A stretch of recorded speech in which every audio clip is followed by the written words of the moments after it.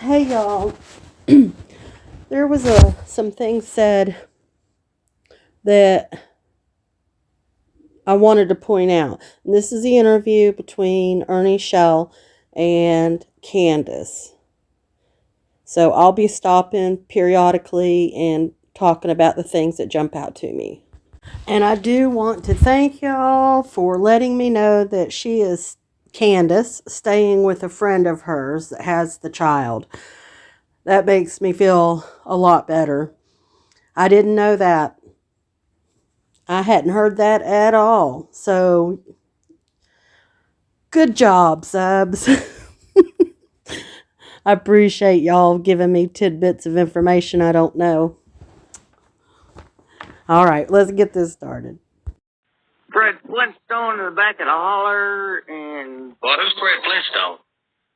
Well, I don't know what his last name is, so I call him Fred Flintstone. Okay, so... all I know about of Fred is he used to be a dope dealer. That's all I know about the guy. Right.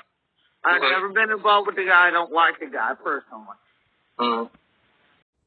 Okay, this is Fred Hill. He's a felon out of Virginia, and he lives down at the end of Ben Hill Road. He actually got into a dispute with another landowner down there, and they ended up having a shootout, and Fred ended up shooting the guy in the throat, and the guy went into the hospital emergency surgery, continued to have a lot of problems after that. He received a weapons charge. The other guy received charges as well, so the whole incident with shooting him in the throat, he didn't receive any jail time over that. And of course, he's been into drugs and all of that kind of stuff too. So, not a good guy at all, but Candus does know his name first and last.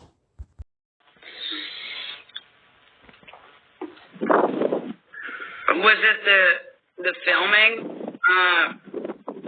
of kids that reminded you of it or made you think of it? I mean, like, there's a whole bunch of stuff I could say. But now there's a whole bunch would say it. But there's a whole bunch of stuff I can't say because it would jeopardize my life. Okay, I guess y'all caught that. That there's a whole lot she could say, but it would jeopardize her life. Now, that's something I actually believe.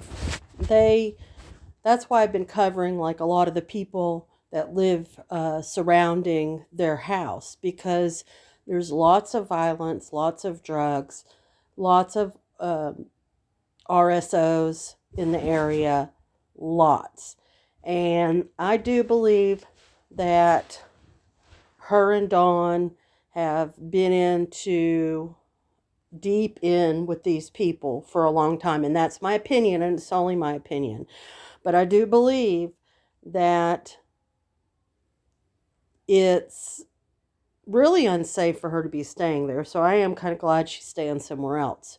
I don't think that it's a safe area, especially for a woman to be there alone. You know what I mean? And it's not, I know it's a little bit hard and everything, but have you ever seen anything like that go on when they're actually filming and been a part of it, or just seen it or know about it? No. Took Summer from the basement. Is that where she was took from? Do you know, I really don't know, and I can't really tell you the truth about all that because I don't know.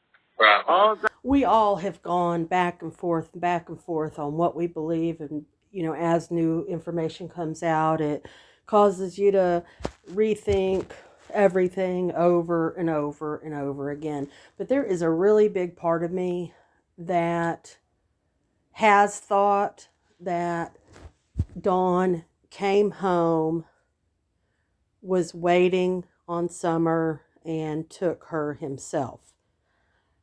Now, that's just a theory, of course. It's just one of my theories, that when she was called by Dawn earlier that day and him wanting to know what time she was going to be home, it just makes me think, and And the way he describes going down the dog trail and all of that, that it could have been him. You said in the comments here, Fred Hill, is that his name? I think they're talking about Fred Light. Is it Fred No. There's no Fred Light. It's Fred Hill. It is Fred Hill? Fred Hill, okay. His name's Fred Hill, but you know what? I don't talk about Fred Hill. I don't know who Fred Hill is. The only thing I know about Fred Hill is, I'm not going to say this because I don't want it up there. Right. And I don't want to, because I've known a lot of stuff that Fred Hill got away with, and I'm scared, and I'm not going to say anything about it. You're scared of Fred? Yeah, I'm scared of Fred. Who the hell ain't going to be scared of him? Well, I am scared. He come up there and shoot you and not get away. Okay, I think she has every right to be scared of this man. See, they all know stuff down there. They all have stuff on each other. And I've said it a lot that's why no one talks, because it will get you in trouble with them. And did you catch the very last little clip? She said that he would come up there and stick you at night and not even think anything of it. If you didn't hear it, go back and listen. So she's in a tough situation up there by herself.